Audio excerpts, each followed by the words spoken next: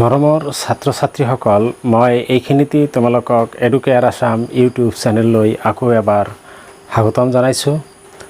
মই আজিৰ এই ভিডিঅ'টোত ক্লাছ 10ৰ ইংৰাজী কিতাপ ফাৰ্ষ্ট ফ্লাইটৰ প্ৰথমটো lesson a letter to God পাঠটোৰ দ্বিতীয় অংশৰ প্ৰথম পেৰাগ্ৰাফৰ পৰা অসমীয়াত আলোচনা কৰিম আৰু এইখিনিৰ ভিতৰত যিবিলাক সম্ভাব্য কোশ্চেন আছে সেই কোশ্চেন আৰু উত্তৰবিলাকো মই লগে লগে আলোচনা কৰি যাম।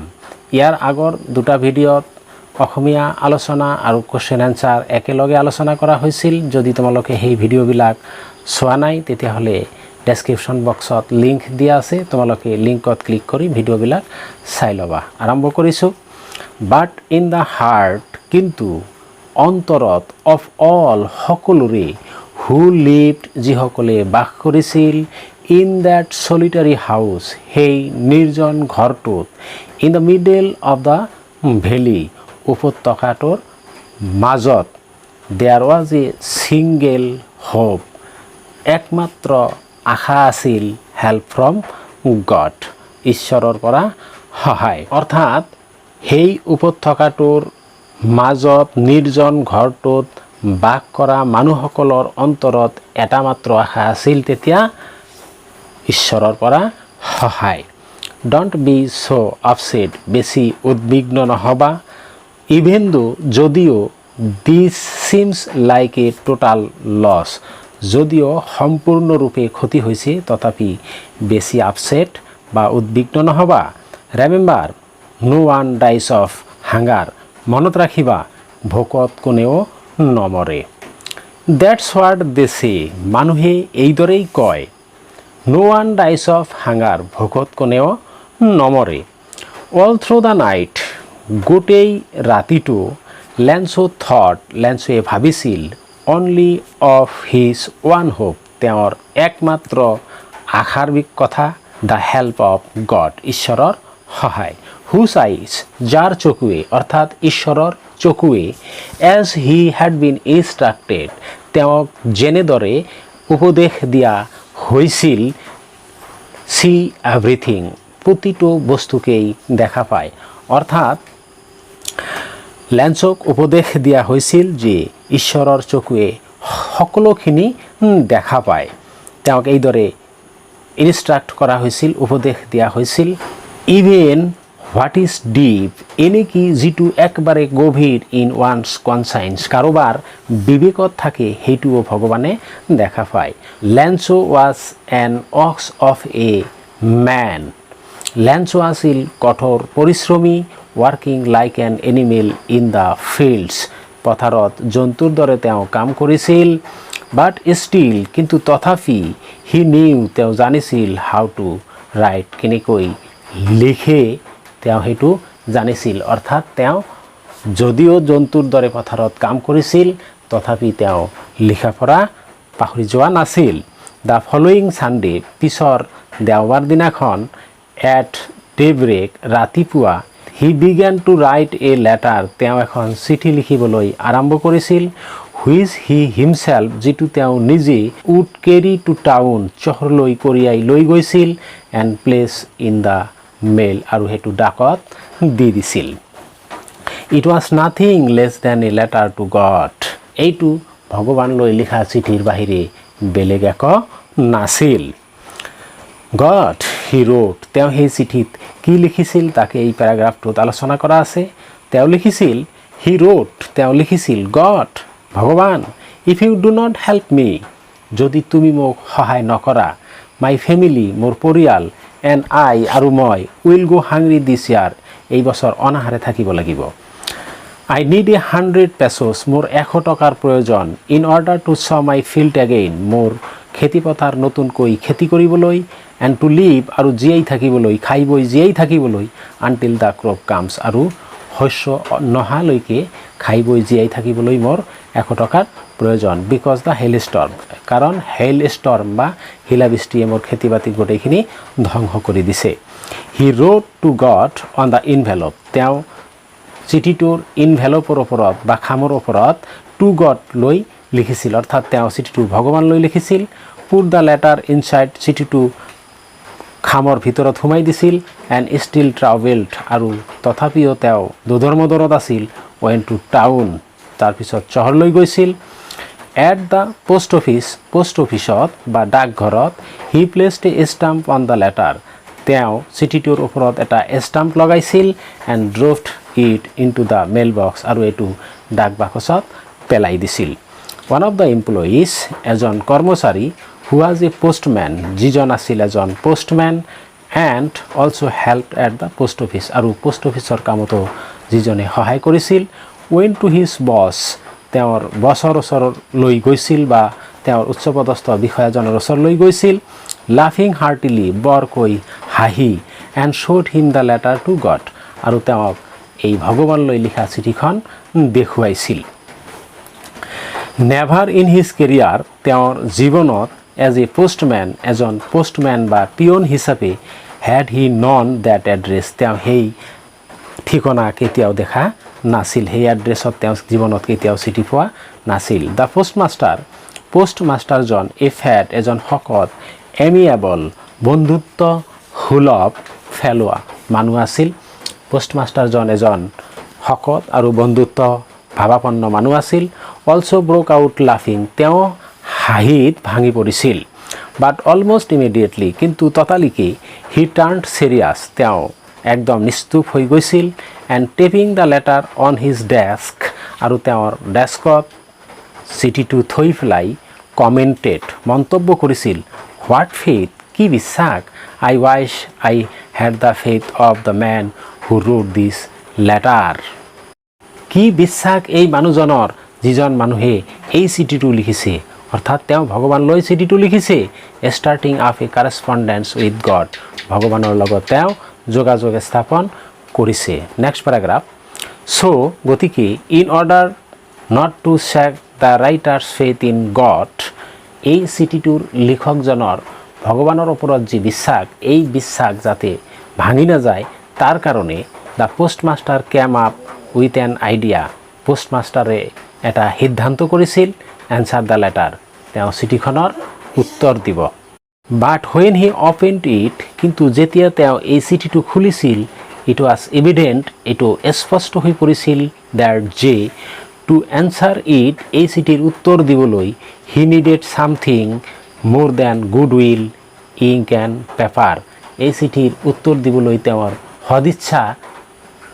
কাগজ আৰু চিয়াহীৰ উপৰিও বেলেগ কিবা বস্তুৰ প্ৰয়োজন বাট হি ষ্টাক কিন্তু তেওঁ লাগি থাকিল টু হিজ ৰিজলিউশ্যন তেওঁৰ কামত হি আস্কড ফৰ মানি তেওঁ টকা বিচাৰিল ফ্ৰম হিজ এমপ্লয়িজ তেওঁৰ কৰ্মচাৰীসকলৰ পৰা he himself gave a part of his salary তেওঁ নিজৰ দৰমহাৰ এটা অংশ দিলে and several friends of his আৰু তেওঁৰ কেইজনমান বন্ধু ৱেৰ অবলিষ্ট বাধ্য হৈছিল টু গিভ ছামথিং কিবা দিবলৈ for an act of charity এক দান কাৰ্যৰ ক্ষেত্ৰত অলপ কিবা দিবলৈ সিহঁতে অবলিষ্ট বাধ্য হৈ পৰিছিল it was impossible for him তেওঁৰ কাৰণে এইটো অসম্ভৱ হৈ পৰিছিল টু গেডাৰ একেলগ কৰিবলৈ টুগেডাৰ দ্য 100 পেছছ 100 টকা একেলগ কৰিবলৈ তেওঁৰ কাৰণে এইটো বৰ অসম্ভৱ হৈ পৰিছিল চ' হি ৱাজ এবল গতিকে তেওঁ সক্ষম আছিল টু চেণ্ড পঠিয়াই দিবলৈ দ্য ফাৰ্মাৰ সেই খেতিয়কজনক অৰ্থাৎ লেন্সৰ ওচৰলৈ অনলি এ লিটিল মোৰ দেন হাফ আধাতকৈ অলপ বেছি টকা অৰ্থাৎ লেন্সই 100 টকা বিচাৰিছিল তাৰ আধাতকৈ অলপ বেছি টকা তেওঁ সংগ্ৰহ কৰিবলৈ সক্ষম হৈছিল he put the money in an envelope তেওঁ টকাখিনি এটা খামৰ ভিতৰত সোমাই দিছিল এড্ৰেছ টু লেন্স আৰু চিঠিটো লেন্সলৈ লিখিছিল এণ্ড উইথ ইট আৰু ইয়াৰ লগতে এ লেটাৰ এটা চিঠি দিছিল কণ্টেইনিং য'ত আছিল অনলি এ ছিংগল ৱাৰ্ড এটা মাত্ৰ শব্দ এজ এ ছিগনেচাৰ চহী হিচাপে গড অৰ্থাৎ সেই চিঠিটোত এটা মাত্ৰ শব্দ আছিল যিটো চহী হিচাপে কৰা আছিল গড বুলি অৰ্থাৎ লেন্সই ভাবিব যে তেওঁৰ চিঠিটো ভগৱানৰ ওচৰ পাইছে আৰু ভগৱানে তেওঁৰ চিঠিৰ উত্তৰ দিছে লগতে পইচাও পঠাই দিছে এই বুলি যাতে ভাবে সেইকাৰণে পোষ্টমাষ্টাৰে তেনেকৈ গড বুলি চহী কৰি দিছিল মৰমৰ ছাত্ৰ ছাত্ৰীসকল এই দ্বিতীয় অংশৰ যিখিনি আলোচনা কৰিলোঁ অসমীয়াত এইখিনিৰ কিছুমান সম্ভাৱ্য কোৱেশ্যন আৰু তাৰ উত্তৰবিলাক মই আলোচনা কৰিবলৈ লৈছোঁ। Number 1, what was the only hope that Lencho thought through the night? কি একমাত্ৰ আশাটো আছিল যিটো লেঞ্চোৱে গোটেই ৰাতি ভাবিছিল? The only hope that Lencho thought through the night was the help of God. যি আশাটোৰ কথা লেঞ্চোৱে গোটেই ৰাতি ভাবিছিল সেইটো আছিল ভগৱানৰ সহায়। Number 2, Lencho was an ox of a man. Lencho আছিল এজন মানুহৰ এটা হাড়গৰু। What does the author mean by this sentence? লিখকে এই বাক্যটোৰ দ্বাৰা কি বুজাইছে? দ্য অথৰ মিনছ ডেট, লিখকে বুজাইছে যে Lencho was a hard working man. Lencho আছিল এজন পৰিশ্ৰমী মানুহ। He works in the field like an animal. তেওঁ পথাৰত জন্তুৰ দৰে কাম কৰিছিল। Number 3, how much money did Lencho ask from God in his letter to God? লেঞ্চোৱে ভগৱানলৈ লিখা চিঠিত কিমান টকা বিচাৰিছিল? Lencho answer, Lencho asked 100 pesos in his letter to God. লেঞ্চোৱে ভগৱানলৈ লিখা চিঠিত 100 পেছো বিচাৰিছিল। Number 4, why did Lencho ask 100 pesos in his letter to God? লেঞ্চোৱে ভগৱানলৈ লিখা চিঠিত কিয় 100 টকা বিচাৰিছিল? Answer, Lencho asked 100 pesos। লেঞ্চোৱে 100 টকা বিচাৰিছিল in his letter to God, ভগৱানলৈ লিখা চিঠিখনত। In order to sow' his field again, তেওঁৰ খেতিপথাৰ আকৌ খেতি কৰিবলৈ, and to live until the crops কাম, আৰু যেতিয়ালৈকে সেই খেতি নাহে তেতিয়ালৈকে খাই জীয়াই থাকিবলৈ 100 পেছো বা 100 টকা বিচাৰিছিল। Number 5, to whom did Lencho address his letter? লেঞ্চোৱে তেওঁৰ লিখা চিঠিখন কাক লৈ লিখিছিল? Answer, Lencho address his letter to God. লেঞ্চোৱে তেওঁৰ চিঠিখন ভগৱানলৈ লিখিছিল। Number 6, what did Lencho write on the envelope of his letter? লেঞ্চোৱে তেওঁৰ চিঠিৰ খামৰ ওপৰত কি লিখিছিল? Lencho wrote on the envelope to God. লেঞ্চোৱে তেওঁৰ চিঠিৰ ইনভেলপৰ ওপৰত বা খামৰ ওপৰত টু গড এই কথাষাৰ লিখিছিল। Number 7, what did Lencho do at the post office? লেঞ্চোৱে পোষ্ট অফিচত কি কৰিছিল? Answer, at the post office বা ডাকঘৰত Lencho placed a stamp on the letter. লেঞ্চোৱে চিঠিটোৰ ওপৰত এটা ষ্টাম্প লগাইছিল, and dropped the letter into the mail box, আৰু চিঠিটো ডাক বাকচত পেলাই দিছিল। Number 8, why did the postman laugh at the post office? পিয়নজনে পোষ্ট অফিচত বা ডাকঘৰত কিয় হাঁহিছিল? এনচাৰ, চিং লেঞ্চছ লেটাৰ, লেঞ্চৰ চিঠি দেখি পেলাই, which was address to God, যিটো ভগৱানলৈ লিখা আছিল। দ্য পোষ্টমেন লাফড, পিয়নজনে হাঁহিছিল। Number 9, how was the postmaster? পোষ্টমাষ্টাৰজন কেনেকুৱা আছিল? The postmaster was a fat and amiable person. পোষ্টমাষ্টাৰজন এজন শকত আৰু বন্ধুত্বসুলভ ভাৱাপন্ন মানুহ আছিল। Number 10, how much money did the postmaster send to Lencho? পোষ্টমাষ্টাৰজনে লেঞ্চোলৈ কিমান টকা পঠিয়াইছিল? Answer, the postmaster send 70 pesos to Lencho. পোষ্টমাষ্টাৰজনে লেঞ্চোলৈ 70 পেছো পঠিয়াইছিল, because it was impossible for him to collect 100 pesos, কাৰণ তেওঁৰ কাৰণে 100 পেছো সংগ্ৰহ কৰাটো প্ৰায় অসম্ভৱ হৈছিল। Number 11, what is peso? Peso মানে কি? Peso is answer, peso is the currency of several Latin American countries. Peso কিছুমান লেটিন আমেৰিকাৰ দেশৰ প্ৰচলিত মুদ্ৰা। Number 12, what did Lencho write in his letter to God? ভগৱানলৈ লিখা চিঠিখনত লেঞ্চোৱে কি লিখিছিল? মৰমৰ ছাত্ৰ ছাত্ৰীসকল, এই উত্তৰটো কিতাপত যেনেদৰে ডাইৰেক্ট নেৰেশ্যনত আছে, মই ইনডাইৰেক্ট নেৰেশ্যনত লিখি দিছোঁ। লেঞ্চো এড্ৰেছ টু গড, চিঠিখনত লেঞ্চোৱে ভগৱানলৈ সম্বোধন কৰিছিল, এণ্ড ৰোড আৰু লিখিছিল, if God would not help him, যদি ভগৱানে তেওঁক সহায় নকৰে, he and his family would go' hungry date ইয়াৰ, তেওঁ আৰু তেওঁৰ পৰিয়াল সেই বছৰ অনাহাৰে থাকিব লাগিব। হি অলছ' ৰোড, তেওঁ আৰু লিখিছিল ডেট যে হি নিডিড 100 pesos, তেওঁৰ 100 পেছৰ প্ৰয়োজন বা 100 টকাৰ প্ৰয়োজন। কিয় প্ৰয়োজন? In order to sow' his field again, তেওঁৰ শস্যৰ পথাৰ আকৌ খেতি কৰিবলৈ, and to live until the crops কাম, আৰু সেই শস্য নাহালৈকে তেওঁক খাই বৈ জীয়াই থাকিবলৈ 100 টকাৰ প্ৰয়োজন। মৰমৰ ছাত্ৰ ছাত্ৰীসকল, আজিৰ এই ভিডিঅ'ত a letter to God part 2ৰ কুৱেশ্যন এনচাৰ আৰু অসমীয়া আলোচনা এইখিনিয়েই। যদি তোমালোকৰ ভিডিঅ'টো ভাল লাগিছে, ভিডিঅ'টোত এটা লাইক কৰি দিবা।